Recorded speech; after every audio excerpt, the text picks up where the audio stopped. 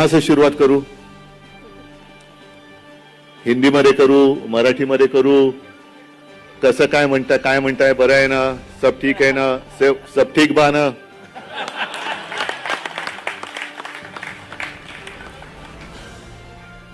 भाषा कोणती असू देत, जैसे अभी अभी संजय जी ने कहा, भाषा कुछ भी होने दो, दिल मिलने चाहिए, और जो भी बात होनी चाहिए वो मन की नहीं दिल की होनी चाहिए।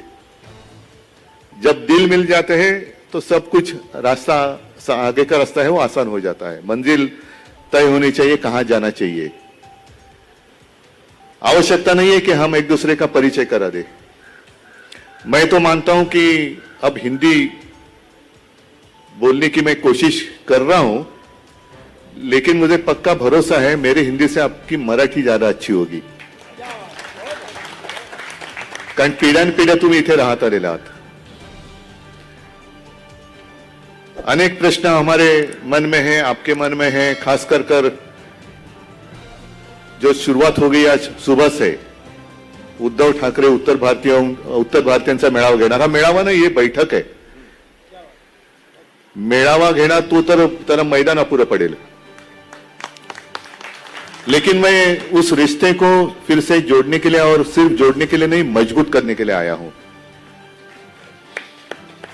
मेरी पहचान क्या है, मैं कौन हूं, मैं किसका पुत्र हूं?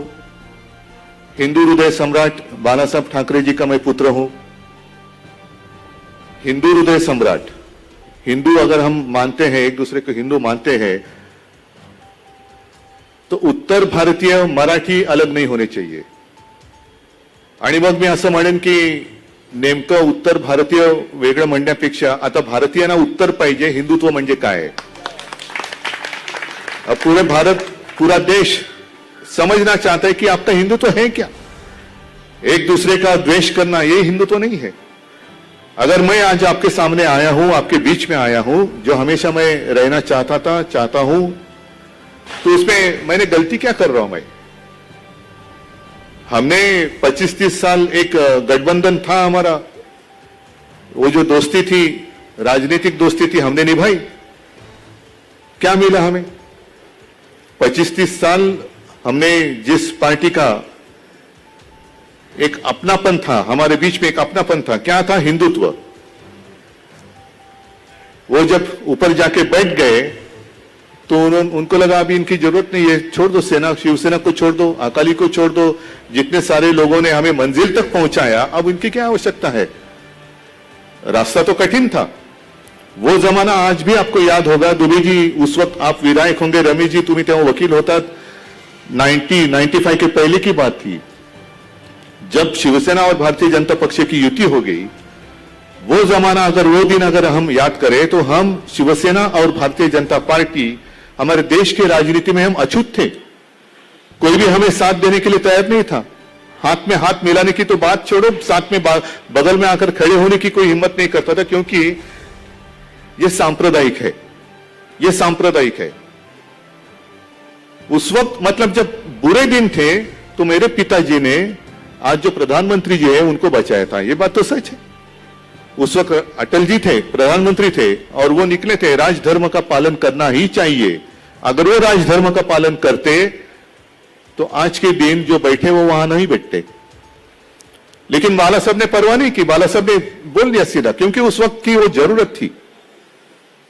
और कभी भी मुझे एक भी लफ्ज या एक भी शब्द या एक भी वाक्य बाला साहब का ऐसे निकाल के मुझे मेरे सामने रखो कि हम हिंदू हैं मतलब सिर्फ मराठी है, हिंदी लोगों, हिंदी जितने हिंदी भाषिक है उनका द्वेष करो। हम हिंदू हैं मतलब चलो हम और आप एक है, और जितने मुस्लिम हैं उनका द्वेष करो। नहीं, कभी भी ऐसे उन्होंने बात नहीं की। जो भी हमारे देश के द्रोही हैं, वो मजहब से कोई भी कुछ भी होने दो, अगर वो भले हिंदू भी हो लेकिन हमारा देश का द्रोही है तो उसको सजा तो मिलनी ही चाहिए। ये बाला साहब की सोचते हैं, और ये हमारा हिंदुत्व है। तो इस हिंदुत्व को हम कैसे छोड़ सकते हैं? आज जो बात चली है, हमने युति तोड़ी क्योंकि उन्होंने पहली युति तोड़ी 2014 में। तब भी हम हिंदू थे, आज भी हम हिंदू हैं, कल भी हम हिंदू रहेंगे। लेकिन हमने सिर्फ उनका साथ छोड़ा, हमने हिंदुत्व नहीं छोड़ा। बीजेपी मतलब हिंदुत्व नहीं है। वो उनका जो हिंदुत्व अब जो चला रहे हैं वो हिंदुत्व मैं मानने के लिए तैयार नहीं हूं। कभी भी कुछ भी वो दिल में आए वो कहते जाते हैं और हमें उनको मानना पड़ता है। एक दूसरे के बीच में लड़ाई लड़ाते रहो और उनका जो हेतु है उस तरफ हम अनदेखी करें, यह हमारा हिंदुत्व नहीं हो सकता, कभी भी नहीं हो सकता। आज भी उन्होंने एक वो आज जैसे संजय जी ने कहा कि अच्छा मुहूर्त है, और कैसे देखो संजोग की बात ऐसी होती है कि उस वक्त छत्रपति शिवाजी महाराज जी का राज्याभिषेक करने के लिए उत्तर भारत से काशी से दादा भट्ट आए थे। आज हम उत्तर भारतीयों के बीच में आ रहे हैं तो शिवाजी महाराज जी का अपमान करने वाले को वापस कुरियर से पार्सल वापस जा रहा है अमेजॉन से। तो ये जो राजनीति है जिसकी बात मैं करने आया हूं, मैं मराठीत एक म्हण आहे की ताकल जाऊन भांड कशाला लपवा। कळलं ना तुम्हाला? म्हणजे जो भी आपका मन, आपके मन में जो हेतु है वो खुलेआम मैं कह रहा हूं कि हाँ आपका साथ चाहिए मुझे, आपकी साथ चाहिए मुझे, क्या उसमें गलत क्या मैं कर रहा हूं? हमने अगर गठबंधन था वो तोड़ दिया और कांग्रेस के साथ मुझे मतलब हमें मजबूर किया गया कि जाओ इनके साथ जाओ, अगर नहीं हमारे साथ आना है तो गले में पट्टा, जैसे आज कुछ हमारे लोग गले में पट्टा बांधकर गए, ऐसे ये हिंदुत्व नहीं है हमारा। गळ्यात पट्टा घालून कोणाची तरी गुलामगिरी करणं हे मला शिवसेना प्रमुखांनी कधी शिकवलेलं नाही आणि ते मी करणार नाही, कधीच करणार नाही। लेकिन अगर मैं कांग्रेस के साथ जा रहा हूं या गया हूं महाविकास आघाड़ी मैंने की तो मैंने हिंदुत्व छोड़ा। आज मैं आपके साथ बात कर रहा हूं तो कुछ लोग बोलेंगे कि अभी देखो ये उत्तर भारतीयों के पीछे पड़े। हाँ ठीक है, लेकिन कल परसों आकर मोदी जी अपनी रोटी सेक कर गए। कहां रोटी सेकी उन्होंने? किसके किचन में? वो आए ना फोटो। अगर ये मैं करता तो शिवसेना उद्धव ठाकरे ने हिंदू छोड़ा, लेकिन मोदी जी हमारे देश के प्रधानमंत्री, वो मैं उस कम्युनिटी के खिलाफ नहीं हूं। बोरा कम्युनिटी के लोग आज हमारे साथ भी है, अच्छे लोग हैं, अच्छे लोग हैं, लेकिन मैं अगर उनका अच्छा कहता हूं तो बोलेंगे हिंदुत्व छोड़ दिया। और मोदी जी हमारे देश के प्रधानमंत्री उनके किचन में जाकर रोटी सेकते हैं तो देखो कितने उनका हृदय कितना विशाल है। उनका हृदय विशाल है और मेरा क्या है? तो ये देखने का जो तरीका है ना वो बदलना चाहिए। जैसे चश्मेदीन गवाह है ना, कल के रोटी सेकने के लिए वो काय चपाती लाटणाऱ्याचे चश्मेदीन गवाह काही आहेत, त्यांनी फोटो पण काढलेत। लेकिन वो करे तो सब माफ है और हम करे तो नहीं, ये तो अपराध है। आप उत्तर भारतीयों के बीच में नहीं जाना चाहिए, आप यहां नहीं जाना चाहिए। अरे कौन हो आप? कौन होते हो हमें बताने वाले? हमें क्या करना चाहिए? हम करेंगे जो हमारे दिल में है, और दिल में हमेशा सबके लिए अच्छा ही करना है, ये हमारी भावना होती है। आज तक अगर आप देखें तो 2 बार ऐसे वक्त आया था, कठिन समय था, और उस वक्त हमारे शिवसैनिक रास्ते पर उतरे थे। एक 92-93 का एक माहौल था, तो हमने मराठी गैर मराठी नहीं किया था। और फिर जब मैं चीफ मिनिस्टर था तो कोरोना का संकट आया, पूरा विश्व छा गया था। एक कठिन समय था, क्या करना चाहिए क्या नहीं करना चाहिए कुछ भी सामने रास्ता नहीं था। आज भी नहीं है, अंधेरा ही अंधेरा था, लेकिन मैंने मेरा कर्तव्य निभाया।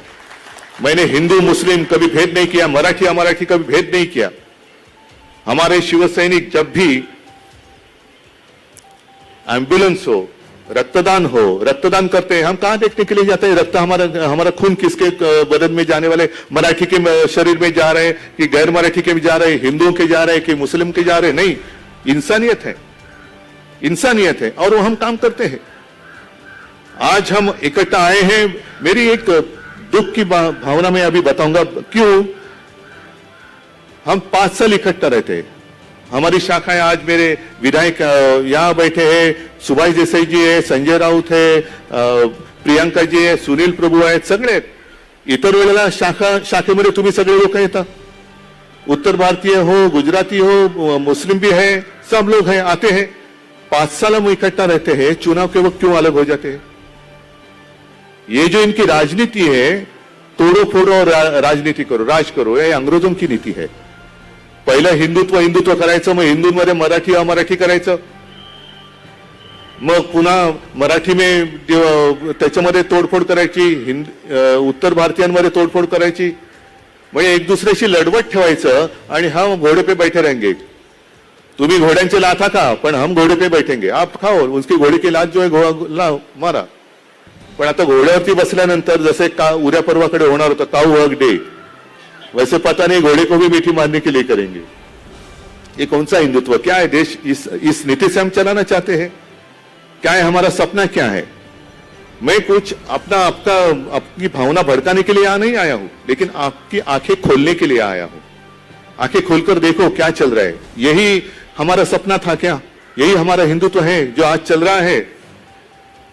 इसमें मुझे डर इस बात का है कि जिस तरीके से, जिस रास्ते से हमें लेके जाना चाहते हैं, अगर हम उस तरीके से जाएंगे, उस दिशा में जाएंगे, तो अपने देश की बदनामी होगी, हमारी प्रतिमा खराब हो जाएगी और हमारा हिंदुत्व का नुकसान इतना होगा कि बाद में हमें मैं हिंदू हूं उस वक्त बोलने के लिए डर था.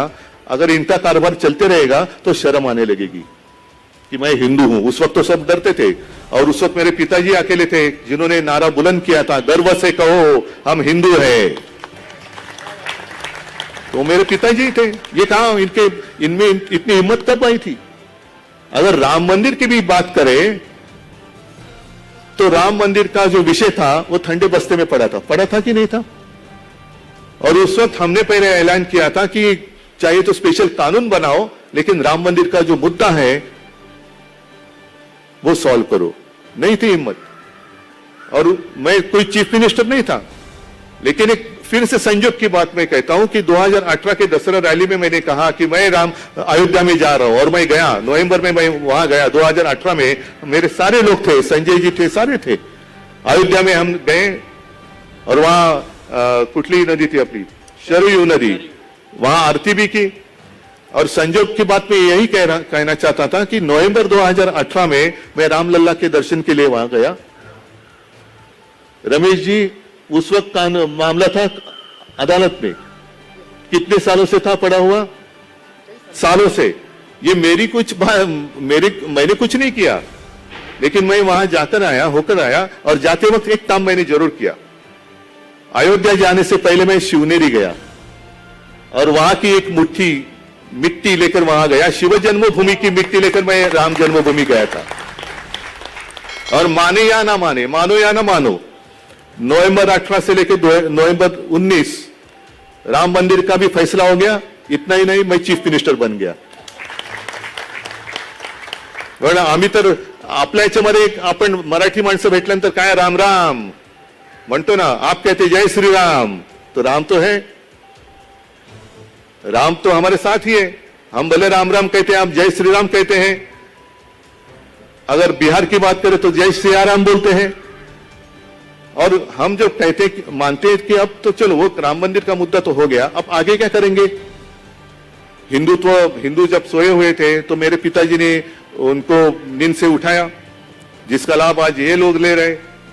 लेकिन हिंदू उठ गए, नींद उड़ गई. अब हिंदुओं को क्या करना चाहिए? कब तक हम लड़ते रहेंगे? किससे लड़ेंगे? और इसलिए मैंने कहा कि हमारा हिंदुत्व स्पष्ट है. जो मेरे पिताजी कहा करते थे कि राष्ट्रीयत्व हेच आमचं हिंदुत्व है, राष्ट्रीयत्व हेच आमचं हिंदुत्व है. और हमारा जो हिंदुत्व है वो दिल में, हृदय में राम और हात को काम देने वाला हिंदुत्व है.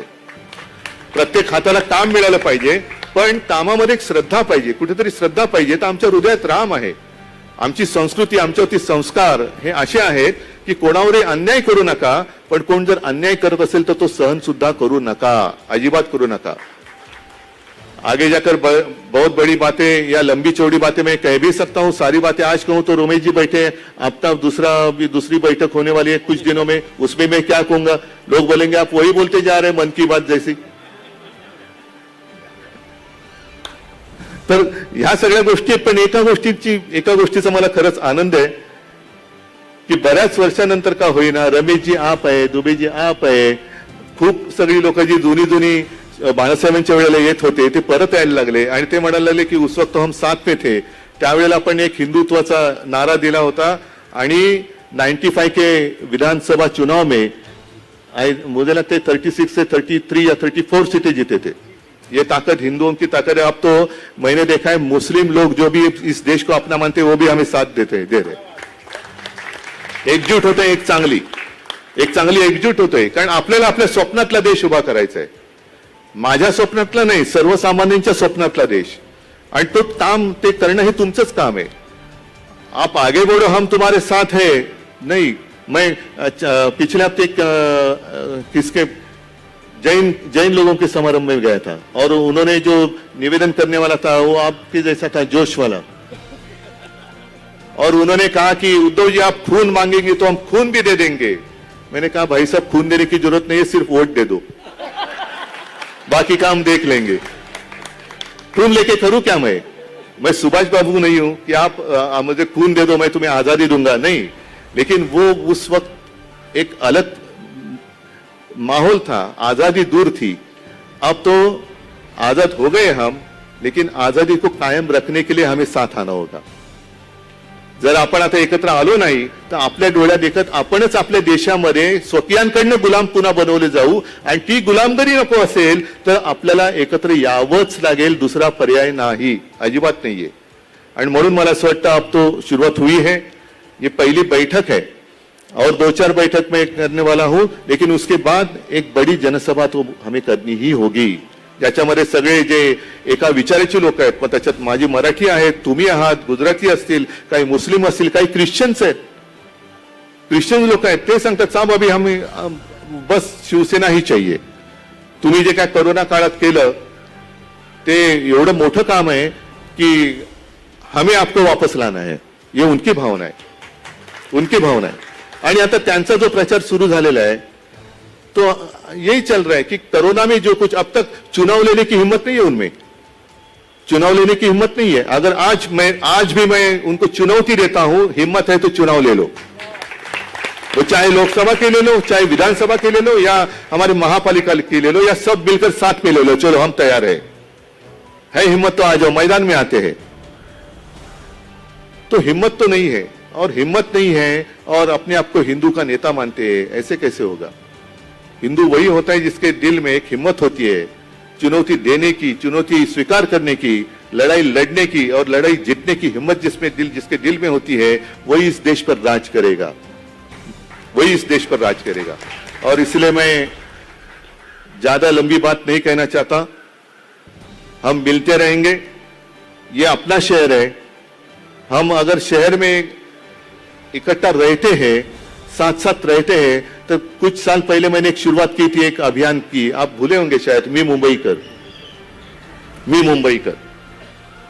उसके बारे में भी बहुत सारी अफवाहें फैलाई गई, गलतफहमियां कर दी गई. और आज भी मुझे मालूम है कि अगर मैं हिंदुओं के साथ बात कर रहा हूं तो बोल देंगे कि मराठी को छोड़कर हिंदी लोगों के